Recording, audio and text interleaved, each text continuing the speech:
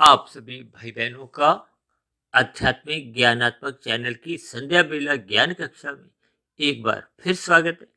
आज की चर्चा का विषय नशा है। देखिए, नशा क्योंकि वर्तमान समय में कलयुग चल रहा है, अक्सर देखिए युवा वर्ग इस नशे से बहुत अधिक प्रभावित है। हालांकि नशा का देखिए प्रत्यक्ष रूप से कारण तो मादक पदार्थों से है, तामसी पदार्थों से है, लेकिन हमने देखिए नशा शब्द को ना शब्द काले रंग से दर्शाया है और शाह शब्द हमने रंगीन रंग से दर्शाया है। ये देखिए क्रमबद्ध तरीके से इन पर हम जितना देखिए चिंतन करेंगे तो इससे होने वाले जो एक नाश की स्थितियां हैं, अधोगति की स्थितियां हैं, इस पर थोड़ा हम चिंतन करें। देखिए, प्रकृति के तीन गुण हैं, तमोगुण, रजोगुण और सतोगुण। बार बार शास्त्रों में कहा गया है। हम भी देखिए प्रतिदिन सुबह ब्रह्म मुहूर्त उपदेश और शाम को संध्या बेला ज्ञान कक्षा में बार बार परमात्मा की प्रेरणा से ठोक बजा के कहते हैं कि तमोगुण से 10 गुना अच्छा रजोगुण है, रजोगुण से भी 10 गुना अच्छा सतोगुण है। हालांकि आज हमारे देखिए वीडियो के नाम में कहीं भी देखिए कोई सफेद रंग का जिक्र नहीं। हालांकि हम देखिए सतोगुण को सफेद रंग से दर्शाते हैं, रजोगुण को हम रंगीन रंग से, जो कि आज हमने देखिए शाह शब्द का जो हमने एक रंगीन रंग दिखाया, ये विषय भोगों को दर्शाता है, संसारी आकर्षणों को दर्शाता है, ये मेलों की जो स्थितियां हैं उसको दर्शाता है, जिसका आज देखिए माल ने एक रूप अपना एक व्याप्त कर दिया। कि मेलों की स्थिति लो या माल की स्थिति एक जैसी ही है। अब चर्चा को आगे बढ़ाने से पहले जी जो हमने ना शब्द पहले लिखा है ना काले रंग से, इसका अभिप्राय देखिए तमोगुण से नहीं है। यहाँ ना शब्द का अभिप्राय मना करने से है। मना किसको करना है? शाह शब्द को। शाह शब्द किस बात का इस समय सूचक है? रजोगुण का।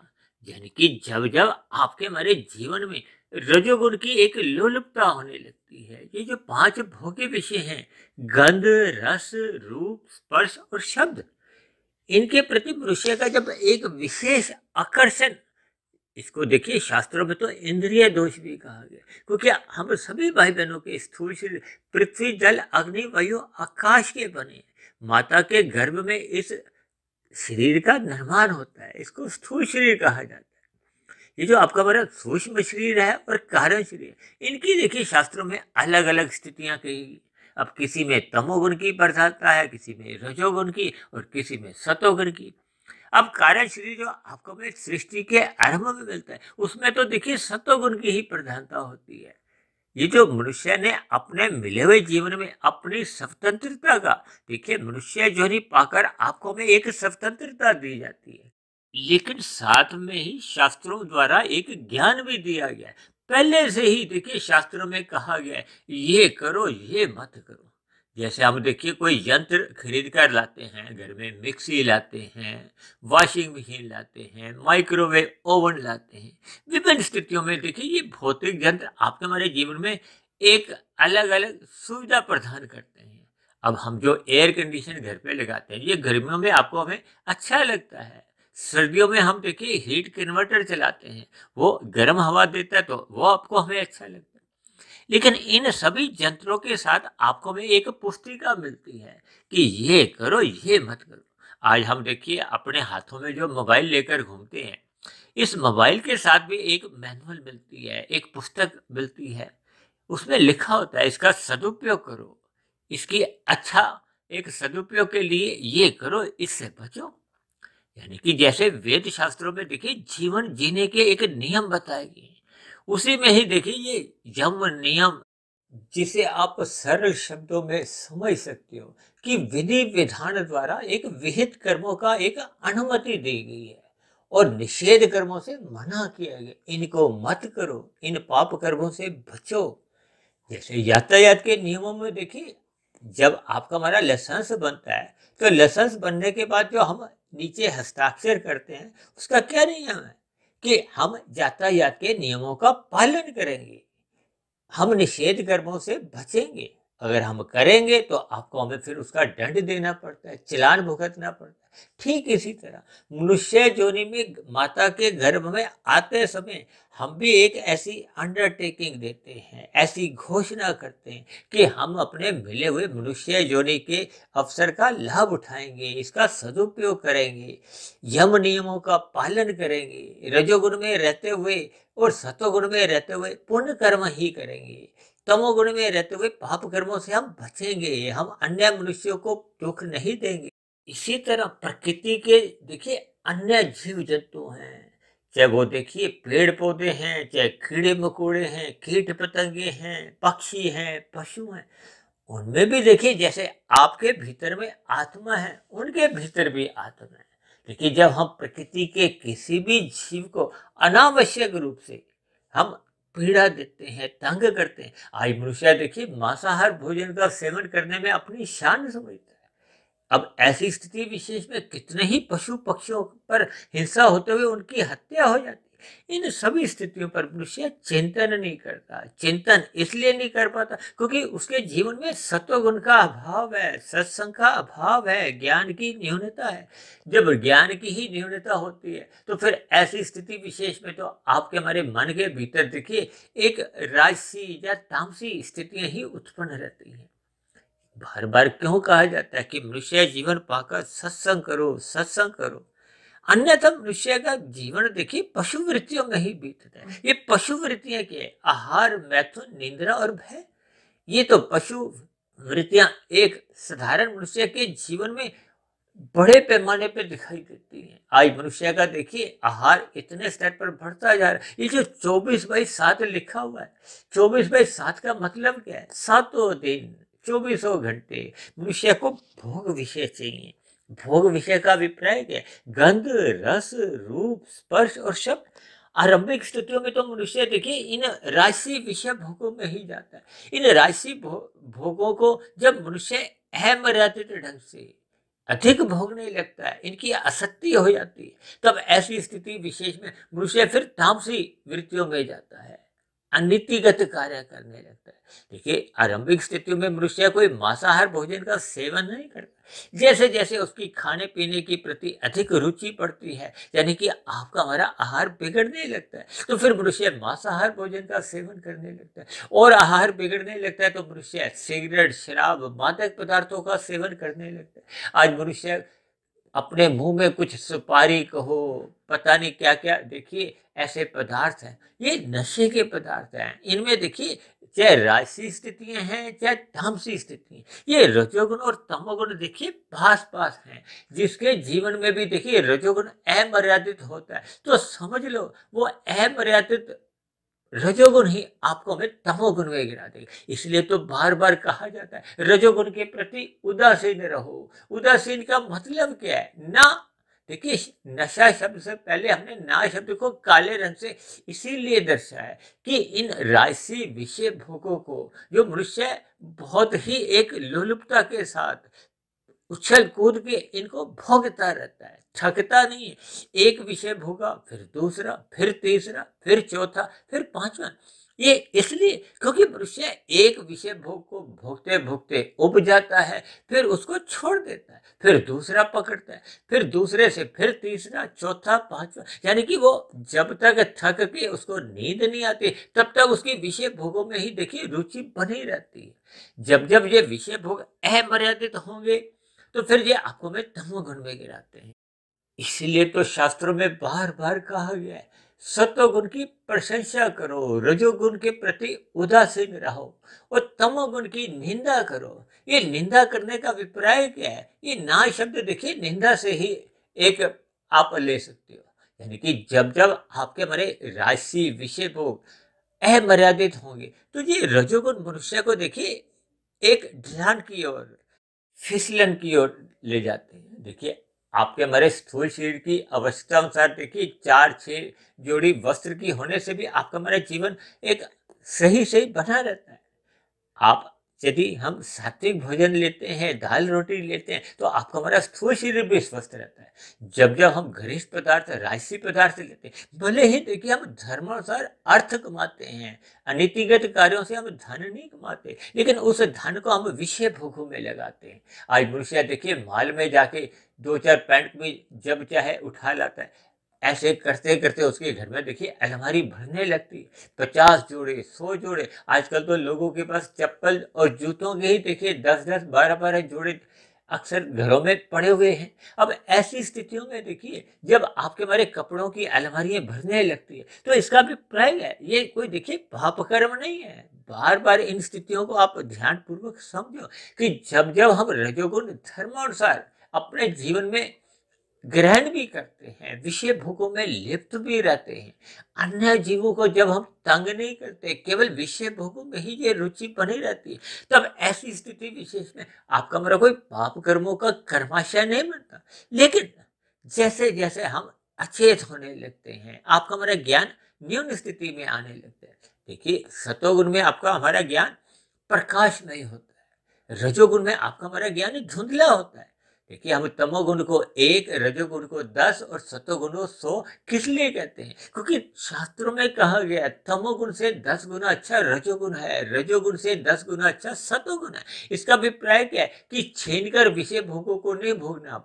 आपने मेहनत करके अगर भोगना भी चाहते हो तो रजोगुण में रहो, और यदि आप दूसरों को पहले भोजन करवाते हो, सात्विक कर्म करते हो, परोपकार के कार्य करते हो, तो ये रजोगुण से भी 10 गुना अच्छे कहेंगे। यदि हम धर्म के प्रचार के लिए धन देते हैं, अपना समय देते हैं, ये भी एक सात्विक कर्म। लेकिन जब जब आपके हमारे जीवन में देखिए सकामता बनी रहती है, सकामता का अभिप्राय है कि हमारे प्रकृति के विषय भोगों में अधिक रुचि बनी रहती है।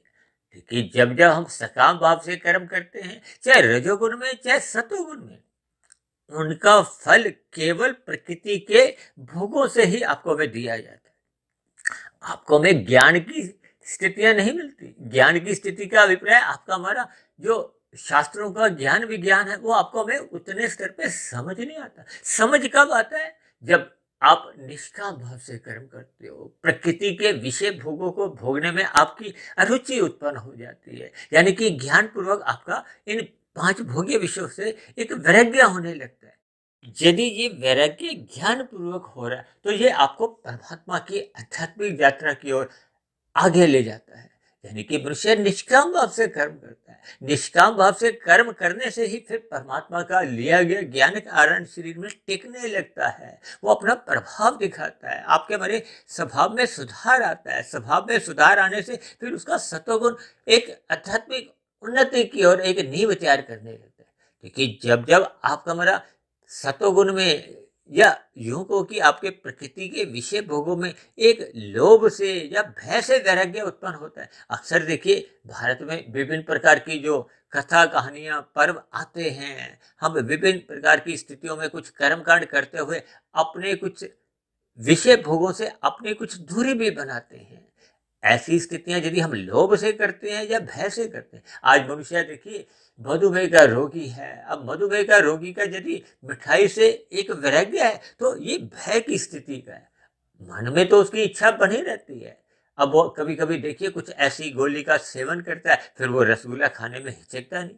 ये सभी स्थितियों के केवल आपने देखिए भावार्थ समझनी है, यानी कि शास्त्र आपको हमें क्या संदेश देना चाहते हैं।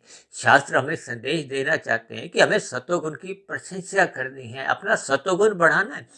भले ही स्वभाव से हम सभी मनुष्य देखिए राजसी कहेगी, लेकिन सतोगुण बढ़ाने का मनुष्य जीवन में ही एक अवसर मिलता है। अवसर क्या है कि हमें अपने जीवन में सत्संग करना होगा, ब्रह्म मुहूर्त में उठना होगा, शास्त्रों का अध्ययन करना होगा, शोध करते करते अपने कारण शरीर में शुभ संस्कार बनाने होंगे, क्योंकि जैसे जैसे कारण शरीर शुद्ध होता है।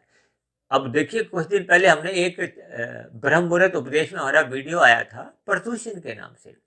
एक साधारण मनुष्य है, सरकारी तंत्र पे भी कितना अधिक स्थूल शरीर को स्वस्थ रखने के लिए एक प्रयत्नशील है, लेकिन एक साधारण मनुष्य केवल स्थूल शरीर के स्तर पर इसलिए प्रयत्नशील है कि उसको प्रदूषण से भय लगता है, उसको रोग उत्पन्न होते हैं, वो विषय भोगों को भोगना चाहता है। जबकि उसके सूक्ष्म शरीर यानी मन बुद्धि के स्तर पर कितने बुरे विचार बनते जा रहे। क्योंकि जब मनुष्य सत्संग नहीं करता तो उसके मन बुद्धि के स्तर पर बुरे विचार इसलिए होते हैं क्योंकि कारण शरीर में अशुद्धियां हैं। कारण शरीर में अशुद्धियों का कारण उसमें तमोगुण और रजोगुण की प्रधानता बनी रहती है। कारण शरीर में जब अधिक गहरे तल पे बुरे विचार आते हैं, वही बुरे विचार फिर कारण शरीर से मन बुद्धि में उठते हैं और मन बुद्धि से फिर मनुष्य स्थूल शरीर के स्तर पर बुरे बुरे पाप कर्म करने लगता है, अधोगति की स्थितियां स्वयं ही बनाता है। तो ये कारण शरीर और सूक्ष्म शरीर के स्तर पर ये एक प्रदूषण है जिसको मनुष्य दूर नहीं करता। इस प्रदूषण को दूर करने के लिए तो देखिए सत्संग करना होता है। अब एक साधारण मनुष्य स्थूल शरीर के स्तर पर इसलिए उस प्रदूषण को दूर करना चाहता है। हालांकि देखिए इस प्रदूषण को दूर करने में हम सबका ही हित है और हमें दूर करना चाहिए क्योंकि ये प्रदूषण भी आपके हमारे कर्मों का ही परिणाम है, अधिक विषय भोगों का ही परिणाम है। क्योंकि जैसे जैसे आपके हमारे सुख सुविधा के साधन बढ़ते जा रहे हैं, आपके हमारे भोग बिगड़ते जा रहे हैं, तो फिर वैसे वैसे उत्पादों का निर्माण होता है, वैसे वैसे देखिए ये स्कूटर कार अधिक नजर आते हैं। आपके हमारे यातायात के साधनों में विभिन्न प्रकार की स्थितियां जो बिगड़ने लगती हैं, उसके कारण भी देखिए प्रदूषण बढ़ता है। खैर आज हमारा देखिए विषय नहीं है, उस दिन हमने प्रदूषण में इस सभी स्थितियों पर विस्तार से समझाया था। आज हमारा विषय केवल नशा का है। नशा का अभिप्राय क्या? देखिए मैंने नीचे 3 तीर काले रंग से दर्शाए। आरंभिक स्थितियों में क्या है कि आपका हमारा स्थूल शरीर बिगड़ता है। दूसरा तीर एक गहरे तल पे क्या है, उसमें आपका हमारा सूक्ष्म शरीर भी बिगड़ने लगता है। और तीसरी स्थिति एक मोटे रंग का काले रंग का क्या हमने दिखा है कि मनुष्य का कारण शरीर भी बिगड़ने लगता है। ये तीनों तीर इसी 3 शरीरों को ही दर्शाते हैं। यानी कि मनुष्य के जीवन में जब जब ये नशे की स्थितियां बनती हैं, यानी कि जब जब उसका रजोगुण बिगड़ने लगता है तो फिर रजोगुण बिगड़ते बिगड़ते उसका तमोगुण में स्थितियां घिरने लगती हैं। आज मनुष्य का देखिए मांसाहार भोजन का सेवन बढ़ता जा रहा है, नशे के पदार्थ वो अधिक अपने लेता जा रहा है। आज देखिए शराब सिगरेट का सेवन तो आप धार्मिक स्थलों के कुछ आसपास भी अक्सर देखते हो। इसका कारण क्या है? इस बात को आप एक उदाहरण से समझिए। देखिए शादी ब्याह में अक्सर आज देखोगे कि आप मादक पदार्थों का सेवन होता है, मांसाहार भोजन का एक सेवन होता है, नशे के पदार्थ शराब का खुल्लम खुला एक सेवन होता है। मनुष्य सार्वजनिक स्थलों पे भी देखिए सिगरेट पीते हुए नजर आते हैं। ये सभी स्थितियां देखिए तामसी वृत्तियां हैं। आज मनुष्य सार्वजनिक स्थलों पे देखिए मुंह में गुटखा या कुछ ऐसे ही नशे के पदार्थ रखता हुआ चलता फिरता जाता है, इधर उधर थूकता हुआ जाता है, सड़कें भी गंदी करता है। उसके व्यवहार में भी देखिए तामसी वृत्तियां बनी रहती है, गाली गलौच बने रहती है। ये सभी स्थितियां आपके हमारे जीवन में देखिए ये रजोगुण से फिर तमोगुण के नीचे की जो स्थितियां हैं, यानी कि उसके जीवन में जैसे जैसे नशा बढ़ता जाता है, भले ही देखिए सरकार के स्तर पर इन नशे को छुड़वाने के लिए नशा मुक्ति केंद्र भी बने हैं, लेकिन मेरा बार बार एक साधारण स्तर पर एक विनती रहती है कि मनुष्य को अपना रजोगुण ही सर्वप्रथम मर्यादा में रखना चाहिए। क्योंकि जब जब रजोगुण मर्यादा में आ जाता है तब तब मनुष्य का देखिए तमोगुण में गिरने की स्थितियां ही नहीं बनती।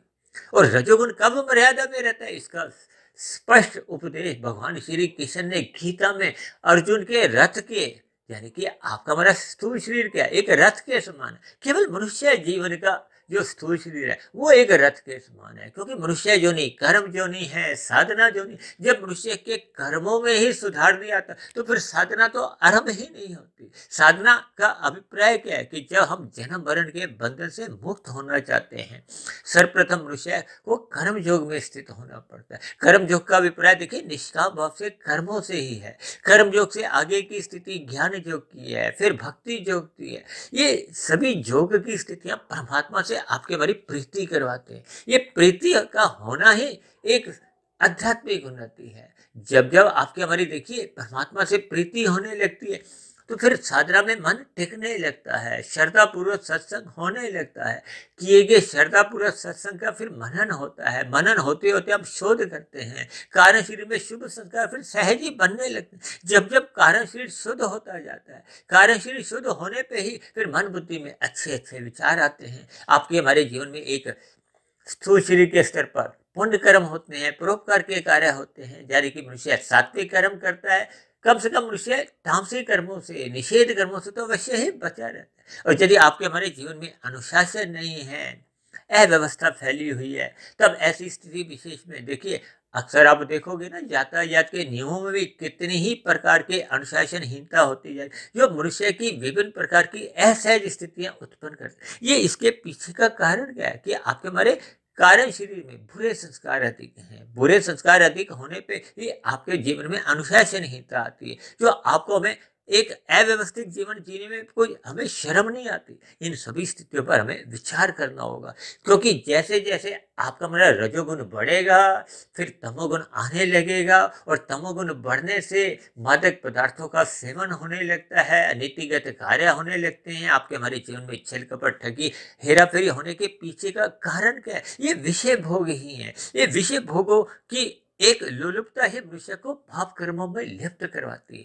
इसलिए हमें ये नशा में जो पहले ही अपने जो राजसी स्थिति है, इनको हमने ना करना। और ये ना होने की स्थिति तभी होती है जब मनुष्य को ज्ञान होता है, सत्संग करता है, यानी कि उसका सतोगुण द्वारा ये रजोगुण मर्यादा में किया जाता है। यही तो संदेश भगवान श्री कृष्ण ने गीता में अर्जुन के 5 घोड़ों की लगाम अपने हाथ में रख दी। अपने हाथ में रखेगा अभिप्राय क्या है कि हमें सात्विक बुद्धि रखनी है, गुरु की आज्ञा में अपना जीवन एक व्यवस्थित रखना है, सत्संग करना है, ब्रह्म मुहूर्त में उठना है, परमात्मा की सम्मुखता बढ़ानी। ये सभी स्थितियां आपके हमारे जीवन में अनुशासन लाती हैं। सात्विक जीवन की एक मजबूत स्थितियां उत्पन्न होती हैं। ये सात्विक स्थितियां की मजबूत स्थितियां में होने से फिर मनुष्य का रजोगुण मर्यादा में रहता है और तमोगुण में गिरने की सभी संभावनाएं समाप्त हो जाती हैं। अन्यथा ये स्थूल शरीर बिगड़ता है, फिर सूक्ष्म शरीर मन बुद्धि के स्तर पर बिगड़ता है, आपका हमारा कर्माशय बिगड़ने लगता है, यानी कि फिर अधोगति की स्थितियां बनने लगती है। ये अधोगति की स्थितियां बनने का अभिप्राय क्या है? ये जो हमने नीचे नाश शब्द को काले रंग से दर्शाया है, इसका अभिप्राय क्या है कि मनुष्य की फिर मरने के बाद अधोगति की स्थितियां बनती है। इस पर आप विचार करें, क्योंकि 84 लाख प्रकार की योनियों में केवल और केवल मनुष्य जीवन में ही हम और आप चिंतन कर सकते हैं, विचार कर सकते हैं। अन्यथा मनुष्य से नीचे की जो 80 लाख प्रकार की योनियां हैं, जिसमें देखिए 30 लाख प्रकार के पशु हैं, 10 लाख तरह के पक्षी हैं, 11 लाख तरह के कीड़े मकोड़े हैं, 9 लाख तरह के देखिए समुद्र में रहने वाले जीव हैं, और इसी तरह वनस्पति 20 लाख तरह की, ये नीचे की 80 लाख प्रकार की तामसी जोनियां हैं।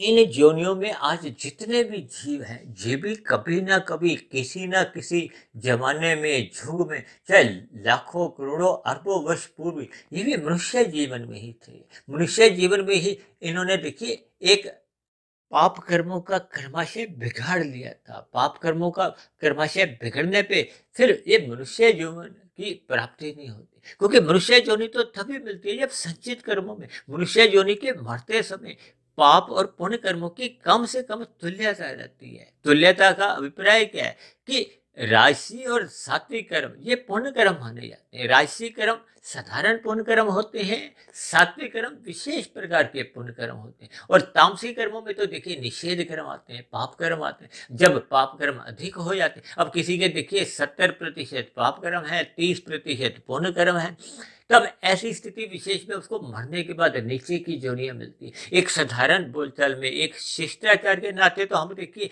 अक्सर यही कहते हैं कि अमुक अमुक का स्वर्गवास हो गया। स्वर्ग शब्द देखिए अच्छे के लिए कहा जाता है, सुखों के लिए कहा जाता है, लेकिन देखिए परमात्मा के यहाँ प्रकृति की एक व्यवस्था में कर्मफल सिद्धांत के अनुसार आपके हमारी मरने के बाद की जो स्थिति है, वो तो बने हुए कर्माशय के आधार पर, बने हुए संस्कारों के आधार पर, यानी कि कारण शरीर की जैसी जैसी स्थितियां होती हैं उसके आधार पर ही हमें अगली जोनी मिलती है। इसका हमने देखिए विस्तार से जो एक वीडियो एक बनाया था, मनुष्य के मरने के बाद का अगला जन्म, वो लगभग देखिए 3 घंटे का था। उसमें हमने विस्तार से इन सभी बातों पे चर्चा की थी। ये वीडियो लगभग देखिए 2.5-3 वर्ष पहले बना था। इन सभी स्थितियों को हमें ज्ञान पूर्वक समझना होगा, हमें बुराई से पहले ही बचना होगा। इसलिए मैंने देखिए नशा शब्द में आरंभ से ही ना शब्द किया है, यानी कि हमें रजोगुण मर्यादा में रखना है। जब जब रजोगुण अमर्यादित होगा तो फिर ये नशा ही देखिए, ये जो नशा शब्द है,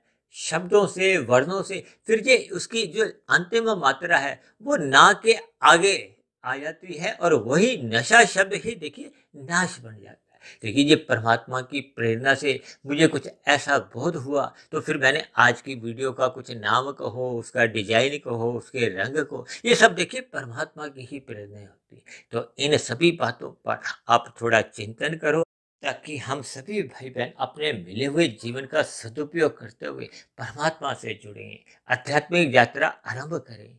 ऐसी सभी शुभ स्थितियां बनने के लिए मेरी ओर से आप सभी भाई बहनों को बहुत बहुत शुभकामनाएं। चर्चा संबंधित आपके मन में कोई प्रश्न हो, कोई मेरे आध्यात्मिक ज्ञानात्मक चैनल के प्रति आपके मन में कोई सुझाव आ रहा हो, या मेरी कही गई बातों पर आपको किसी प्रकार की कोई शिकायत हो, आपत्ति हो, यानी मेरी कही गई बातें आपको तर्क संगत आधी अधूरी लगती हो, तो आप नीचे दी गई कमेंट्स बॉक्स पर जाकर अपने प्रश्न, अपने सुझाव, अपनी शिकायत भी लिख सकते हो। और यदि परमात्मा की प्रेरणा से ये बनने वाली ब्रह्म मुहूर्त उपदेश या संध्या बेला ज्ञान कक्षा संदेश में ये वीडियो आपको यदि अच्छी लगती हो, आपकी बुराइयां दूर होने लगी हो, परमात्मा में आपकी प्रीति जगने लगी हो, तो मेरी आप सभी भाई बहनों से हाथ जोड़ के विनती है कि इन बनी हुई वीडियो को आप अधिक से अधिक भाई बहनों में शेयर करें, ताकि समाज में एक सतोगुणी वातावरण का विस्तार हो। उस सतोगुणी वातावरण में हम सभी भाई बहनों का सुखमय जीवन बीते, परमात्मा से सदा प्रीति बनी रहे और हम सभी भाई बहन अधोगति से बचे। तो इन्हीं शब्दों के साथ चर्चा विशेष को यहीं विश्राम देते हैं। कल सुबह फिर मिलते हैं ब्रह्म मुहूर्त उपदेश कक्षा में। तब तक आप अपने आध्यात्मिक मित्र सुधीर भाटिया फकीर को इजाजत दें। आप सभी भाई बहनों को बहुत बहुत शुभ रात्रि, और सुबह ब्रह्म मुहूर्त में उठने के लिए मेरी ओर से आप सभी भाई बहनों को बहुत बहुत शुभकामनाएं। चर्चा विशेष को ध्यानपूर्वक सुनने के लिए आप सभी भाई बहनों का बहुत बहुत धन्यवाद।